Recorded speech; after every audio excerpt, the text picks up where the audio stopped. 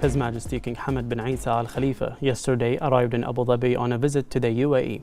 Upon arrival at the presidential airport, His Majesty was received by the UAE President, His Highness Sheikh Mohammed bin Zayed Al Nahyan, as well as Deputy Chairman of the Presidential Court for Special Affairs, His Highness Sheikh Hamdan bin Mohammed bin Zayed Al Nahyan, and the Advisor for Special Affairs at the Presidential Court, Sheikh Mohammed bin Hamad bin Tahnoon Al Nahyan.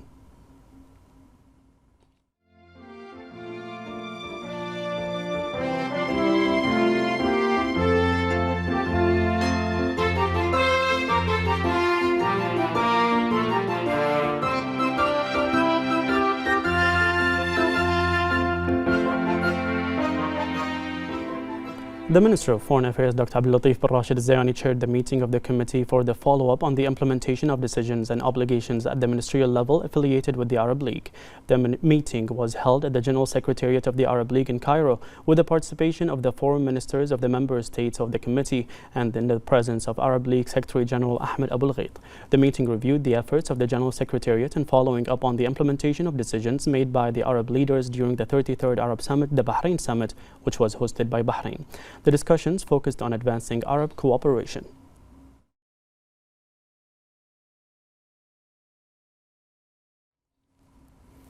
The Minister of Foreign Affairs, Dr. Abdul Latif bin Rashid Al-Zayani, participated in the meeting of the 162nd session of the Arab League at the ministerial level held at the headquarters of the General Secretariat of the Arab League. The meeting was chaired by the Minister of Foreign Affairs and Expatriates of Yemen, Dr. Shaya Mohsen Zindani, in the presence of Arab Foreign Ministers and Arab League Secretary General Ahmed Abul Ghait. The ministers discussed the recommendations submitted by the meeting of the Arab Ministers of Finance and Economy and recommendations submitted by the meeting of senior officials and general delegates, in addition to the reports prepared by the Arab League General Secretariat on joint Arab cooperation and national security. They also discussed current political issues and challenges facing the Arab world, particularly the Palestinian cause, the war on Gaza, and Israeli violations on Jerusalem, in addition to Arab affairs and national security, international political affairs, social affairs and human rights, economic affairs and legal affairs. The ministers then adopted a set of resolutions aimed at strengthening joint Arab action in the political, economic and development fields.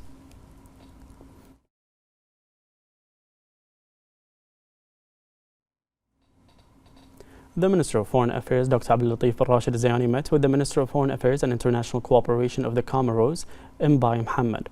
The two sides discussed means to enhance cooperation between the two countries. They also discussed regional and international developments, particularly the situation in Gaza and efforts to alleviate the sufferings of civilians. The Minister of Foreign Affairs, Dr. Abdul Latif bin Rashid Al-Zayani, met with EU High Representative for Foreign Affairs and Security Policy and Vice President of the European Commission, Joseph Borrell. They discussed the cooperation relations between Bahrain and the EU in various fields and means to develop them to serve common interests. The two sides also discussed the arrangements related to holding the Gulf European Summit in Brussels. They also discussed regional and international development, especially the war on Gaza, the Arab and international efforts aimed at reaching a ceasefire, protecting civilians, releasing hostages and detainees, and facilitating the delivery of humanitarian and relief aid to the people of Gaza.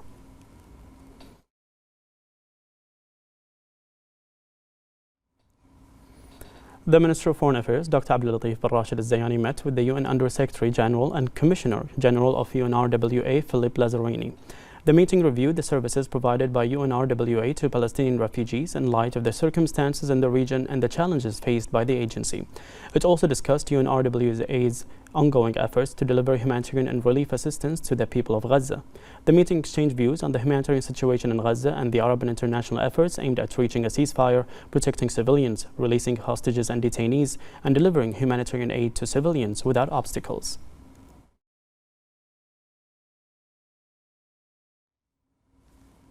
The Minister of Foreign Affairs, Dr. Abdul Latif bin Rashid Al-Zayani, participated in the 8th meeting of the Arab Ministerial Committee to confront Israeli policies in Jerusalem. The committee reviewed the Secretariat's report on Israeli violations in Jerusalem, including arresting citizens, confiscating homes, seizing land, building settlements, and violating the sanctity of religious sanctuaries, which constitute a violation of relevant international resolutions, including UN Security Council resolutions. A statement was issued condemning the Israeli violations of holy sites as a flagrant violation of international law and a dangerous escalation, and emphasized the rejection and condemnation of all Israeli policies aimed at changing the Arab, Islamic and Christian identity of Jerusalem and its holy sites. The ministers emphasized the importance of the role of Al-Quds Committee and Bayt al-Maqdis al-Sharif Agency. The committee agreed to further strengthen action with regional and international organizations to continue documenting Israeli violations in Jerusalem and holy sites and Israel's breaches of international law, international humanitarian law, and the UN Charter to mobilize an effective international position against Israel's attempts to change the historical legal status in Al-Aqsa Mosque and Al-Haram al-Sharif.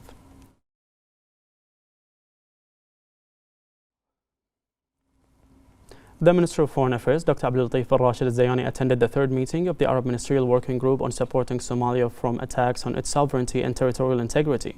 The meeting discussed joint Arab action to defend Somalia's sovereignty and territorial integrity despite the MOU between Ethiopia and Somaliland. A statement was issued affirmed full Arab solidarity with Somalia's right to confront any violation of its sovereignty and territorial integrity, rejecting any legal, political, commercial, or military implications. The statement also stated that the Somali region is an integral part of Somalia and any arrangements related to it should be the result of political dialogue among the Somali people.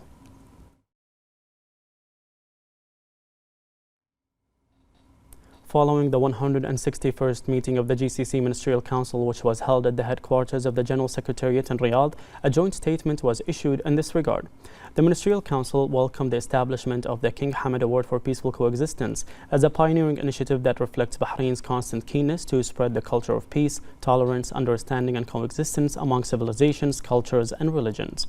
The Ministerial Council reviewed the latest developments in joint Gulf action and efforts to strengthen joint Gulf action in addition to the process of economic and development integration among GCC countries.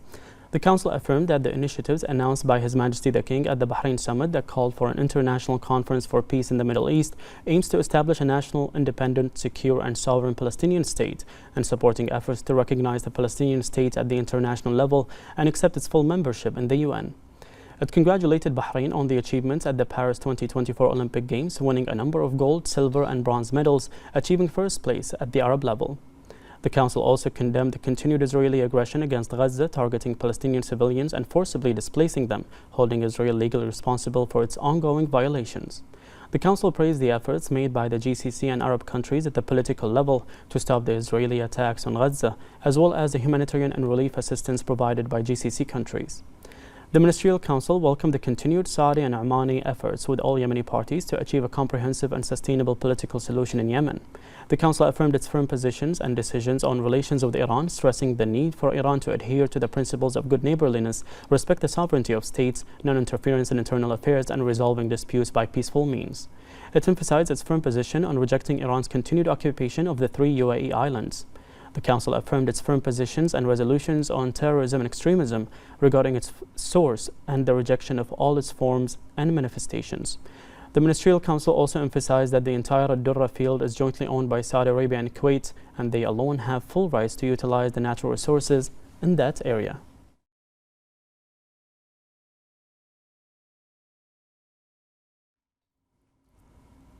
The Minister of Labour, Jamil Ahmedan, affirmed that following the royal decree issued by His Majesty the King pardoning 457 individuals and in line with the directives of His Royal Highness the Crown Prince and Prime Minister, the Ministry of Labour began implementing procedures to provide training programs and job opportunities for the beneficiaries of the royal pardon to help them contribute to national development. The Minister said that the beneficiaries have been requested to update their personal information and documents to facilitate their registration for unemployment insurance, allowing them to receive financial benefits and access suitable job vacancies. He also highlighted the government's commitment to offering opportunities to citizens, helping them to integrate into various fields. He urged all pardon beneficiaries to update their information and submit their documents to the ministry to complete the necessary procedures for their integration into the labor market.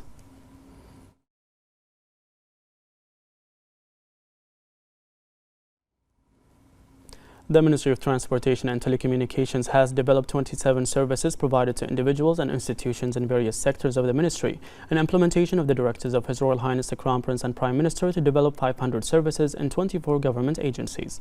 The Minister of Transportation and Telecommunications, Mohammed Al-Kaabi, affirmed that the ministry worked with the Ministerial Committee for Information and Communications Technology and succeeded in developing 27 services provided to individuals and institutions in various sectors of the ministry. Al-Kaabi pointed to the development of 21 services in the ports of maritime affairs sector, adding that the ministry worked on developing 5 postal services as well as cancelling postal boxes and services of tracking and tracing postal missions internationally, in addition to developing one service in the civil aviation affairs sector, which is obtaining flight information for departing flights.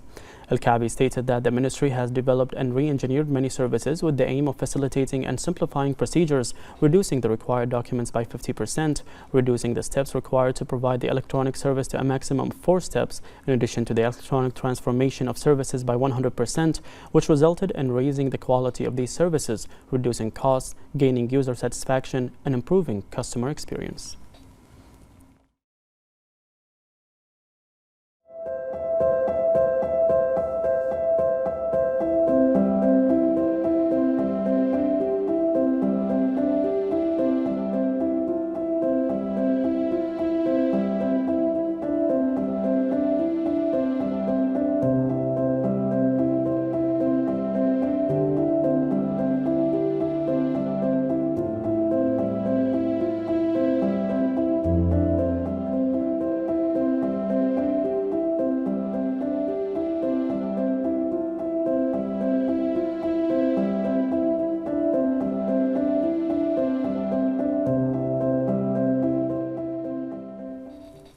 The Ministry of Social Development began working through the Mawaid appointment system in both Muharraq and Hamad Town social centers, which was launched by the Ministry of Interior and IGA. The system aims to reduce waiting time and give beneficiaries a smooth experience in a number of ministries in Bahrain.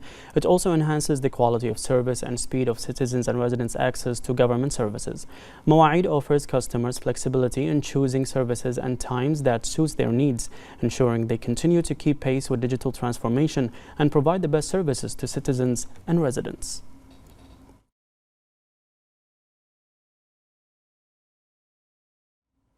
The Chief Executive of the Information and E-Government Authority, Mohammed Al-Qaid, participated in the Global AI Summit 2024 in Riyadh, which is being held under the patronage of His Royal Highness the Saudi Crown Prince and Prime Minister and Chairman of Saudi Data and AI Authority.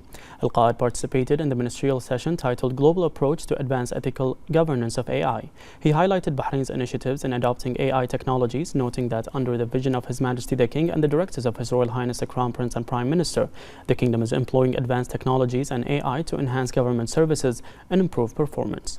He emphasized Bahrain's national AI initiatives and its digital economy strategy. Al-Qaid emphasized that Bahrain is one of the leading countries in achieving ethical governance of AI through the application of policies, guidelines, ethical principles, and organizational foundations, pointing to a number of initiatives launched by the Kingdom in the field of employing AI in education, training, and capacity building.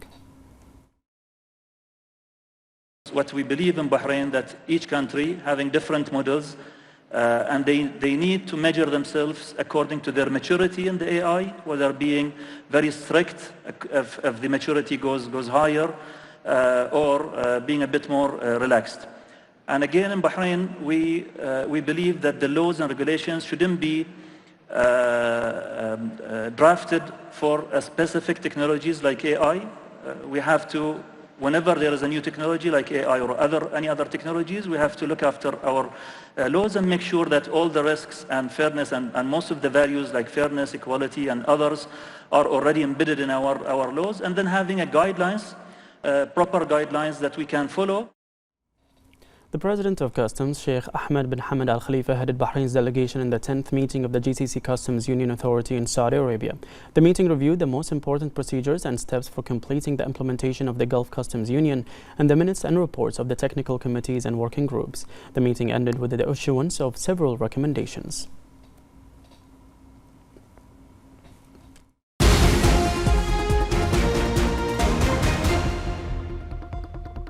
The Ministry of Works completed the maintenance of a number of streets in various governorates of Bahrain as part of the maintenance program for main streets and highways and international roads throughout the year, with the aim of raising the level of traffic safety in order to preserve the road network and ensure its sustainability. More in this report. The Works Ministry has been actively developing and maintaining the Kingdom's infrastructure in line with future strategic plans, upholding its national responsibility. Recent efforts have focused on upgrading and preserving the main and secondary road networks, ensuring traffic safety for road users, and collaboration with various supporting agencies. The ongoing development of Bahrain's road network is crucial for maintaining the sustainability and quality of its streets, ongoing maintenance is essential to prevent significant damage for regular use, which can lead to high cost for reconstruction. The ministry increased summer maintenance effort, coordinating with the General Directorate of Traffic and adhering to the new work ban in July and August for safety. Key sites were completed to ensure ongoing infrastructure development and the Kingdom's progress in this field.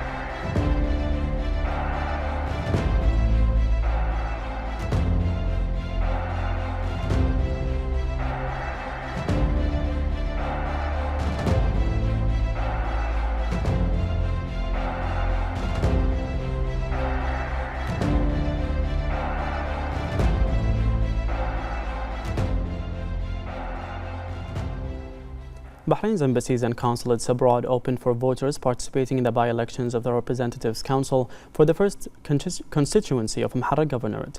Voting begins from 8 a.m. to 8 p.m. local time in their respective cities where the embassies, consulates or diplomatic missions are located.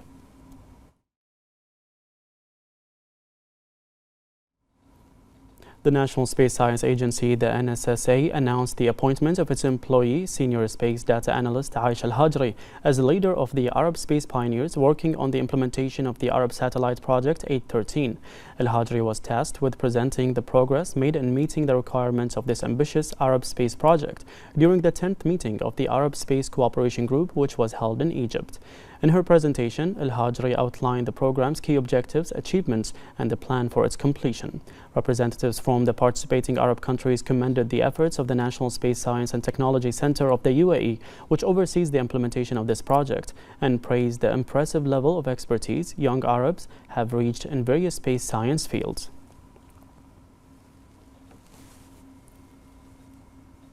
And to speak more about that, we are joined by Senior Space Data Analyst at the National Space Science Agency, Aisha Al-Hajri, who delivered the following statement. This achievement confirms the competencies of Bahraini youth who take trust and compete to highlight the efforts of the Kingdom of Bahrain in all local and international forums. All of this is in the interest of achieving the vision of His Majesty the King. May God protect him and grant him peace, for the Kingdom of Bahrain to be one of the leading countries in the field of space sciences. This achievement is considered as a series of previous achievements, and we will continue and move forward to more achievements. My role as a leader of the Arab Space Pioneers team requires me first to be a role model and a good example for the current team of Arabs and for the new participants who join us every semester. Secondly, and in a very simple way, I contribute and work with the administration to develop a well and precise practical plan for each team member according to his scientific specialization and accumulated experience in the field, to ensure his participation in the optimal implementation of the Arab Satellite 813 project. This is a task that requires a lot of time and effort so that I can lead the team to achieve all the goals of this distinguished Arab project. Bahrain football team continues its training for the upcoming match against the Japanese national team at Bahrain National Stadium in the second round of Group C of the third round of the Asian qualifiers for the 2026 World Cup. This match is of great importance for both teams, especially the national team, which plays this match in its own territories and among its fans, armed with confidence and determination to reach the top of this group and prepare strongly to compete for one of the two direct qualification cards for the next World Cup.